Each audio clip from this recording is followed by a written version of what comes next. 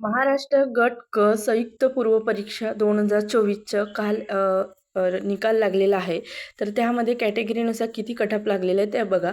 Open category general 48.25 लागला आहे आणि फिमेलच्या 45.25 आणि त्या ओपनमध्ये स्पोर्ट्सच्या 29.50 लागेल. एस-सी कॅटेगरीमध्ये जनरलच्या 48.25 आणि फिमेलच्या 44.75 लागलेलं आहे. एस टी कॅटेगरीमध्ये जनरलचं किती लागलेलं आहे तर 39 आणि फिमेलचं 35 मार्कावर लागलेलं आहे.